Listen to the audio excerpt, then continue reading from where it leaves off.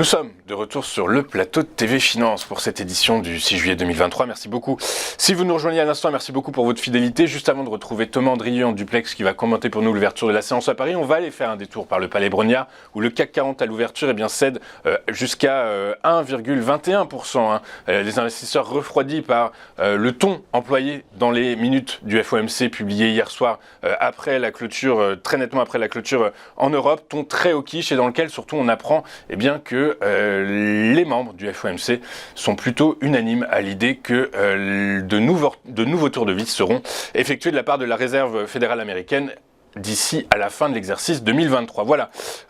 Dans cet environnement, quels pourront être les mouvements, les tendances suivies par l'indice phare parisien? Pour répondre à ces questions, je suis en duplex avec Thomas Andrieux. Bonjour Thomas. Bonjour. Bonjour, merci d'être avec nous Thomas. Vous êtes auteur et spécialiste des questions financières et économiques. Thomas, ce matin, donc sans surprise, le CAC 40 a ouvert en baisse. C'est une baisse épidermique ou selon vous, ça peut continuer ? On était revenu il y a 2 semaines sur l'idée que statistiquement le CAC 40 présentait un affaiblissement. Et puis dans la semaine passée, on a eu un rebond assez fort et en début de semaine, on a essayé de franchir ce support majeur des 7400, 7430. On n'a pas réussi.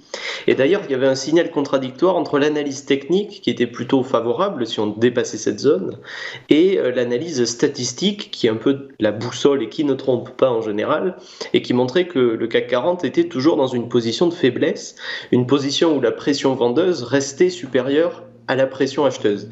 Et donc, force est de constater que ça se manifeste aujourd'hui avec une variation à la baisse assez importante, vous l'avez rappelé, de plus de 1%.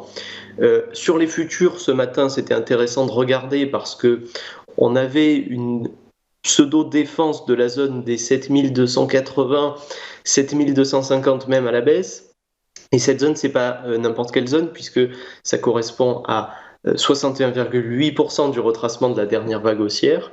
Et plus exactement, si on regarde à plus long terme, on évolue dans un canal entre 7100 et 7400, et la moitié de ce canal, c'est 7250. Donc, pour l'instant, ce matin, c'est là où c'est intéressant, c'est que on tente de franchir à la baisse la moitié de ce canal. Donc, si on franchit à la baisse la moitié de ce canal, ça veut dire qu'on se retrouvera plutôt dans la zone 7100-7250 et par conséquent qu'on serait plutôt orienté à la baisse. Donc je pense que la zone à défendre pour la journée, ça sera celle-ci, les 7250-7280.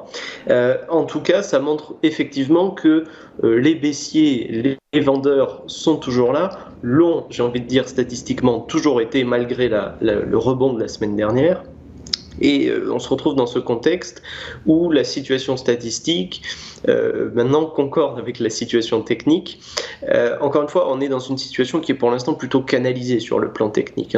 Même si c'est très intéressant, la séance de hier a montré 2 éléments. Premièrement, elle a dessiné un gap baissier et ensuite on est repassé sous la résistance oblique présente depuis avril 2023.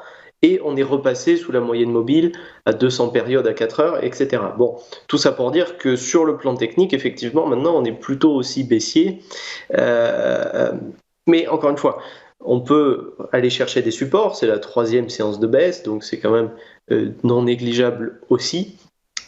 Là, ça va se jouer sur la fin de semaine et le début de semaine prochaine. Et comme vous l'avez rappelé, les fondamentaux sont de nature à aller dans ce sens plutôt baissier, même si le marché, en fait, était déjà au courant de ça. Et peut-être qu'on a affaire plutôt à un effet, on va dire, saisonnier. Pour ce qui est de la séance du jour, je pense que l'après-midi sera importante, puisqu'on aura les PMI sur les services américains, des choses comme ça, qui pourraient inciter, par exemple, les banquiers centraux à réagir. Dans tous les cas, même si à long terme on reste haussier puisqu'on est au-delà des 6900, force est de constater que le spectre des 7100 pèse encore sur le CAC 40 aujourd'hui. Oui, très clair. Alors, comme catalyseur également, à 16h, on a le rapport JOLTS sur les nouvelles offres d'emploi aux États-Unis qui, effectivement, pourrait inciter. On sait que c'est un rapport qui est surveillé de très près par la Réserve fédérale américaine et donc qui pourrait l'inciter à confirmer ou non ces futures hausses de taux, ces nouveaux tours de vis d'ici à la fin de l'exercice 2023. Merci beaucoup, Thomas. Donc, si j'ai bien compris, statistiques, techniques et fondamentaux se rejoignent pour dire qu'en gros, globalement, le marché va être baissier aujourd'hui et demain, en quelque sorte. Voilà, l'important, ce sera la défense de la zone des 7250 autour de cette zone. Ce matin, on joue là-dessus et on est même en dessous. Donc, c'est effectivement, de ce point de vue, plutôt inquiétant. Maintenant, on peut tout à fait avoir un rebond, mais force est de constater que la tentative de reprise haussière de début de semaine, qu'on avait précisé que statistiquement, elle était insuffisante, cette tentative de reprise haussière est clairement annulée en cette fin de semaine. Annihilé. Merci beaucoup Thomas d'avoir été avec nous ce matin. Thomas Andrieux, auteur et spécialiste des questions financières et économiques. On marque une rapide courte page de publicité dans cette édition du 6 juillet. Et juste après, nous retrouverons les Market Movers d'Antoine Fraisse-Soulier. A tout de suite sur Téléfinance.